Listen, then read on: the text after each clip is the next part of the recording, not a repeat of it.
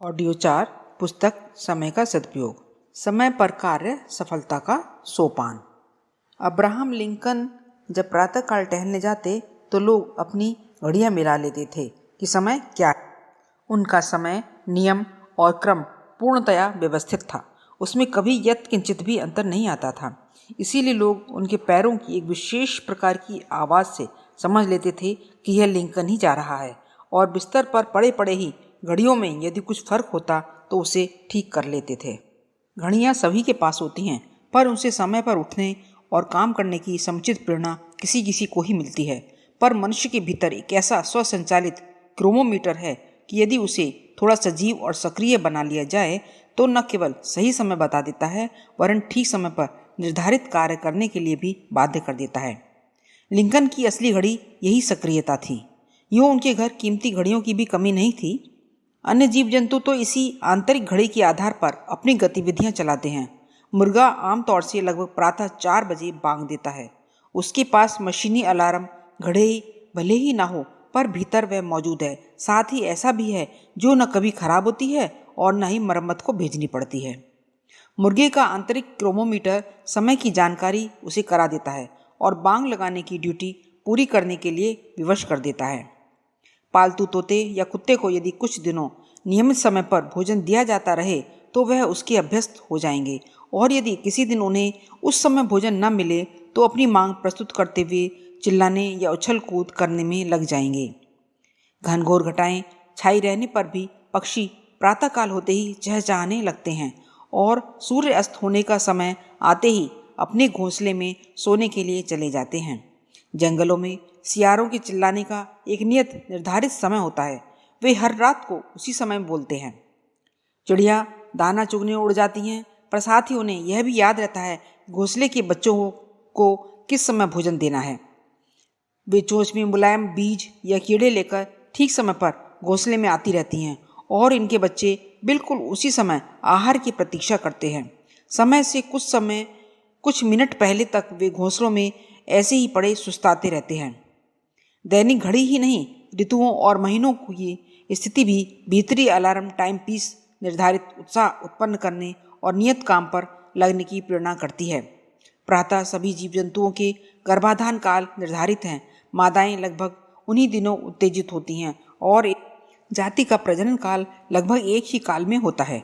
मछलियों से लेकर छोटे कीड़े मकोड़ों तक यही व्यवस्था चलती है। पशु पक्षियों में तो यह काल निर्धारित सा ही रहता है। उन पालतू पशुओं की बात अलग है जिन्हें उनके मालिकों ने अपनी प्रकृति के विपरीत कार्य करने के लिए बाध्य किया है। पक्षियों के घोंसले बनाने में, मकोड़े का जाला तानने में एक नियत अवधि पर संलग्न देखा जाता है। सैलानी पक्षी प्रायः वर्ष में एक समय ही अपनी दूरवर्ती यात्राएं आरंभ करते हैं और अभीष्ट अवधि पूरी होते ही इस तरह वापस लौटते हैं मानो किसी ने उनका प्रोग्राम कैलेंडर के आधार पर नियत निर्धारित करके रखा हो। मनुष्य शरीर और मन की भी यही स्थिति है। यदि उसकी क्रम व्यवस्था रोज रोज बदली बिगाड़ी न जाती रहे तो एक नियत ढर्रा जम जाता है और वही अपने ढर्रे पर ठीक तरह चलता रहता है। भूख, प्यास, शौच, निद्रा, जागृति आदि की इच्छाएं प्रायः ठीक समय पर उठती हैं। इतना ही नहीं, भीतरी अवयव उसके लिए सावधानी के साथ अपनी तैयारी में जुट जाते हैं। खाने का समय होते ही मुंह के, पेट के, आंतों के, यकृत के रासायनिक स्राव अनायास ही स्रवित होने लगते हैं। अपनी ड्यूटी को यथा समय निभाने में वे सामर्थ्य भर व्यतिरिक्त नहीं होने देते। चाय, सिगरेट, पान आदि की तलब अपने समय पर ही उठा करती।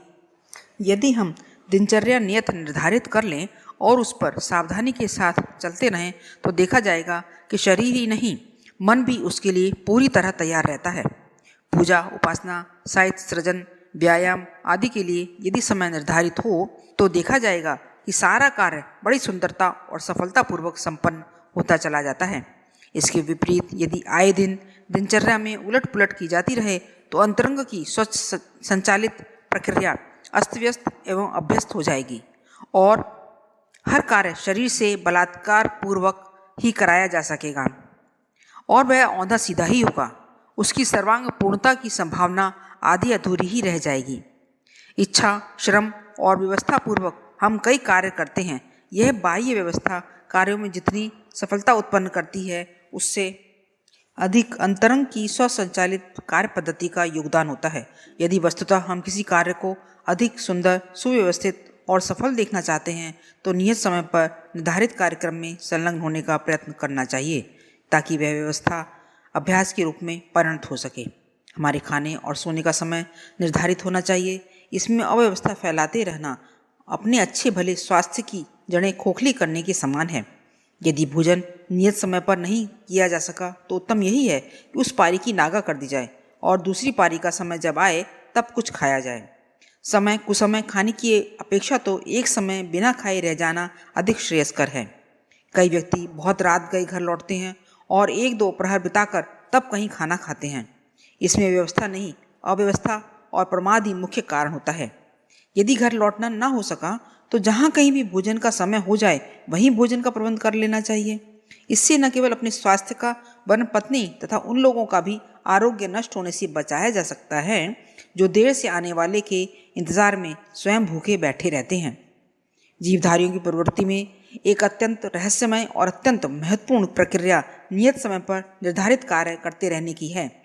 जो उसे जानते व मानते हैं वे अपने शारीरिक मानसिक स्वास्थ्य पर बिना आवश्यक दबाव डाले महत्वपूर्ण सफलताएं प्राप्त करते चले जाते हैं और सुखमय जीवन व्यतीत करते हैं।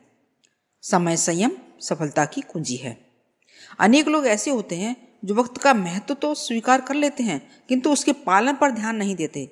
समय खराब करने पर भी वे कोई काम निर्धारित वक्त पर करना आवश्यक नहीं समझते।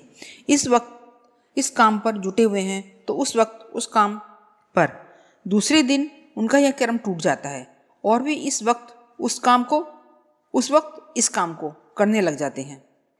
इस प्रकार की अनियमितता बहुधा विद्यार्थी, अध्ययनशील तथा लिखा पढ़ी का काम करने वाले भी किया करते हैं। अशिक्षित अज्ञानी के जीवन में अव्यवस्था हो तो एक बात भी है, पर शिक्षा के प्रकाश में आगे बढ़ने वाले को अव्यवस्थित होना वस्तुतः खेदजनक है। अनियमित विद्यार्थी कभी प्रभात में गणित करते हैं तो कभी अंग्रेजी पढ़ते हैं। इसी प्रकार अंग्रेजी व हिंदी विषय कभी प्रातः व सायं के वक्त घेर कर गणित को दोपहर के लिए रख देते हैं। कभी भूगोल के समय इतिहास और इतिहास के समय नागरिक शास्त्र लेकर बैठ जाते हैं। इसके अतिरिक्त उनके लेखन एवं पठन का समय तो परस्पर बदलता ही रहता है। पढ़ने तथा खेलने व मनोरंजन के समय भी बदलते रहते हैं।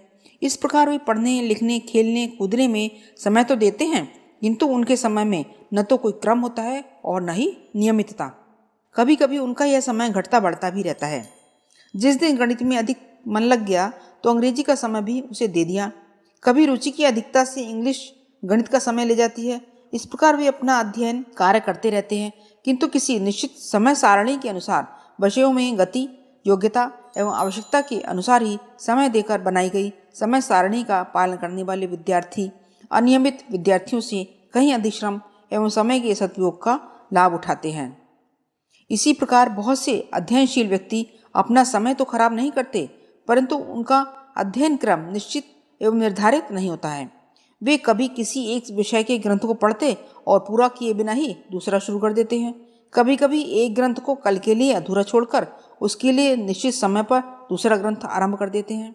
बहुधा यह भी देखने में आता है अनियमित अध्ययनशील पुस्तकों के समय में समाचार पत्र और समाचार पत्रों के समय में साहित्यिक पत्रिकाएं पढ़ रहे हैं। इसमें संदेह नहीं कि वे अपना समय बिना पढ़े व्यय नहीं करते किंतु उस कार्य में क्रम को स्थान नहीं देते। इस कमी के कारण अध्ययन से जितना लाभ होना चाहिए उतना नहीं हो पाता। कार्यालयों में लिखा पढ़ी का काम करने वाले अनेक परिश्रमी बाबू लोग अपनी इस असामयिकता के कारण अच्छे कर्मचारियों की सूची में नहीं आ पाते। वे पूरे समय काम में जुटे रहते और कभी कभी निर्धारित समय में अधिक समय तक भी, तब भी वे अपने उच्च अधिकारी के प्रिय पात्रों की सूची में नहीं आ पाते। क्रम के साथ काम तथा फाइलों को उपयुक्त समय में न देने से उनका आवश्यक काम कभी कभी पड़ा रहता है और गौण काम पूरा हो जाता है। इसी अव्यवस्था के कारण वे बहुत से तात्कालिक कामों को भूल जाते हैं, इसलिए उनकी कार्यकुशलता के अंक कम हो जाते हैं। पत्र लिखने के समय फाइलों का अध्ययन और फाइल पढ़ने के समय टाइम पर बैठ जाने से न तो उनका कोई काम समय पर हो पाता है और न कुशलतापूर्वक। इस प्रकार असमय पूरा हुआ उनका कार्य अधूरे की श्रेणी में ही गिना जाता है। क्रम एवं सामयिकता से करने पर काम भी कुशलतापूर्वक होता है और आवश्यकता से अधिक समय भी नहीं लगता। इस प्रकार के अव्यवस्थित कार्यकर्ता समय की पाबंदी को एक बंधन मानते हैं। उनकी अक्रमिक बुद्धि का तर्क होता है कि समय के साथ अपने को अथवा अपने काम को बांध देने से मनुष्य उसका इतना अभ्यस्त हो जाता है कि यदि कभी संयोग, विवशता अथवा परिस्थितिवश उसे व्यवधान स्वीकार करना पड़ता है तो बड़ी परेशानी उठानी पड़ती है। प्रातःकाल पढ़ने अथवा व्यायाम करने वाले को यदि 2-4 दिन के लिए बाहर यात्रा पर जाना पड़ जाए तो निर्धारित कार्यक्रम में व्यवधान पड़ जाने से उसकी अभ्यस्त वृत्तियां विद्रोह करेंगी, जिससे यात्रा अथवा प्रवास के समय पर उसे बड़ी भ्रांति, क्लांति एवं समग्र व्यग्रता रहेगी। समय पर भोजन के अभ्यस्त ब्याह शादियों, मंगल उत्सवों अथवा शोक संतापों के अवसरों पर या तो भूखों मरते हैं अथवा खाने से बीमार होते हैं। सुख, शांति, संतोष, सफलता एवं स्वास्थ्य आदि के पारितोषिक असामयिक जीवन क्रम वालों से कोसों ही दूर रहा करते हैं। जिंदगी जीने के लिए मिली है, खो डालने के लिए नहीं। व्यवस्था के अभाव में इस परम दुर्लभ मानव जीवन को न तो ठीक से जिया जा सकता है और न इसका कोई लाभ ही उठाया जा सकता है। यह संभव तभी हो सकता है जब जीवन का प्रत्येक क्षण किसी निश्चित कर्तव्य के लिए निर्धारित एवं जागरूक रहे। असमय सोने जागने, खाने पीने और काम करने वाले आजीवन आरोग्य के दर्शन नहीं कर सकते। वे सदा सर्वदा शारीरिक, मानसिक, बौद्धिक अथवा आध्यात्मिक किसी न किसी व्याधि से पीड़ित रहेंगे। उनकी शक्तियों में से कुछ को तो उनकी अव्यवस्था नष्ट कर देगी और शेष का व्याधियां शोषण कर लेंगी। समय संयम के साथ अपना हर काम करने वाले मनुष्यों का जीवन कभी असफल नहीं हो सकता। भले ही परिस्थितिवश वे संसार में कोई अनुकरणीय कार्य ना भी कर पाएं, तब भी उनका जीवन असफल नहीं कहा जा सकता। सुख शांति पूर्वक एक प्रिय जिंदगी जी लेना स्वयं ही एक बड़ी सफलता है। सफलता का मानदंड कोई बड़ा काम ही नहीं है, उसका सच्चा मानदंड है जीने की कला। जो संतोषपूर्वक जिंदगी को कमनीयता के साथ जी सका है वह निस्संदेह अपने जीवन में सफल हुआ है। एक छोर से दूसरे छोर तक जिसका जीवन एक व्यवस्थित कार्यक्रम की तरह स्निग्ध गति से न चलकर उबड़ खाबड़, गिरता मरता और उलझता सुलझता चलता है, उसके जीवन को असफल मान लेना ही न्याय संगत होगा। समय पर हर काम करने वालों की सारी शक्तियां उपयोग में आने पर भी अक्षम बनी रहती हैं। समय पर काम करने का अभ्यास एक सजग प्रहरी की तरह ही होता है, जो किसी भी परिस्थिति में मनुष्य को अपने कर्तव्य का विस्मरण नहीं होने देता। समय आते ही सिद्ध किया हुआ अभ्यास उसे निश्चित कार्य की याद दिला देता है और प्रेरणापूर्वक उसे लगा भी देता है। समय आते ही उक्त कार्य योग्य शक्तियों में जागरण और सक्रियता आ जाती है, जिन्हें मनुष्य निरालस्य रूप से अपने काम में लगाकर उसे निर्धारित समय में ही पूरा कर लेता है। कार्य एवं कर्तव्यों की पूर्णता ही जीवन की पूर्णता है, जो कि बिना समय, संयम एवं व्यवस्थित और नियमित क्रियाशीलता के प्राप्त नहीं हो सकते। समय के प्रतिफल का सच्चा लाभ उन्हें मिलता है जो अपनी दिनचर्या बना लेते हैं और नियमित रूप से निरंतर उसी क्रम पर आरूढ़ रहने का संकल्प लेकर चलते हैं। एक दिन एक सेर घी खा लें और 1 महीने तक जरा भी न खाएं, एक दिन 100 दंड पे लें और 20 दिन तक व्यायाम का नाम भी न लें, तो उस ज्वार भाटे जैसे उत्साह के उठने और ठंडे होने से क्या परिणाम निकलेगा। नियत समय पर काम करने से अंतर्मन मन को उस समय वही काम करने की आदत भी पड़ जाती है और इच्छा भी होती है। चाय, सिगरेट आदि नशे जो लोग नियमित रूप से पीते हैं, उन्हें नियत समय पर उसकी तलब उठती है और न मिलने पर बेचैनी होती है। इसी प्रकार नियत समय पर कुछ काम करने का अभ्यास डाल लिया है तो उस समय वैसा करने की इच्छा होगी, मन लगेगा और काम ठीक तरह पूरा होगा। मंदी चाल से चलने वाले कछुए ने तेज उछलने वाले किंतु क्षणिक उत्साही खरगोश से बाजी जीत ली थी। यह कहानी नियमित और निरंतर काम करने वालों पर अक्षरशः लागू होती है। मंदबुद्धि और स्वल्प साधनों वाले कालिदास सरीखे लोगों ने एक कार्य में दत्तचित्त होकर नियमित रूप से निरंतर काम करते रहने का क्रम अपनाकर उच्च कोटि का विद्वान और कवि बनने में सफलता पाई। इस तरह की सफलता कोई भी प्राप्त कर सकता है। उसमें कोई जादू चमत्कार नहीं, केवल व्यवस्थित और नियमित रूप से अपना सकता है और उन्नति के शिखर तक पहुंच सकता है। निर्धारित समय में हेर फेर करते रहने वाले बहुधा लज्जा एवं आत्मग्लानि के भागी बनते हैं। किसी को बुलाकर समय पर ना मिलना, समाजों, सभाओं, गोष्ठियों अथवा आयोजनों के अवसर पर समय से पूर्व अथवा पश्चात पहुंचना, किसी मित्र से मिलने जाने का समय देकर उसका पालन न करना आदि की शिथिलता सभ्यता की परिधि में नहीं मानी जा सकती। देर सवेर कक्षा अथवा कार्यालय पहुंचने वाला विद्यार्थी तथा कर्मचारी भर्त्सना का भागी ही बनता है। लेट लतीफ लोगों की ट्रेनें छूटती, परीक्षा चूकती, लाभ डूबता, डाक रुक जाती, बाजार उठ जाता, सहयोग निकल जाते और अवसर चूक जाते हैं। इतना ही नहीं, व्यावसायिक क्षेत्र में तो जरा सी देर दिवाला तक निकाल देती है। समय पर बाजार न पहुंचने पर माल लोग खरीद ले जाते हैं। देर हो जाने से बैंक बंद हो जाता है और भुगतान रुक जाता है। समय चूकते ही माल पड़ा रहता है। असामयिक लेन देन तथा खरीद फरोख्त किसी भी व्यवसायी को पनपने नहीं देते। समय का पालन मानव जीवन का सबसे महत्वपूर्ण संयम है। समय पर काम करने वालों के शरीर चुस्त, मन निरोग तथा इंद्रियां तेजस्वी बनी रहती हैं। निर्धारण के विपरीत काम करने से मन, बुद्धि तथा शरीर काम तो करते हैं किंतु अनुत्साहपूर्वक। इससे कार्य में दक्षता तो नहीं आती है, साथ ही शक्तियों का क्षय भी होता है। किसी काम को करने के ठीक समय पर शरीर उसी काम के योग्य यंत्र जैसा बन जाता है। ऐसे समय में यदि उससे दूसरा काम कर लिया जाता है तो वह काम लकड़ी काटने वाली मशीन से कपड़े काटने जैसा ही होगा।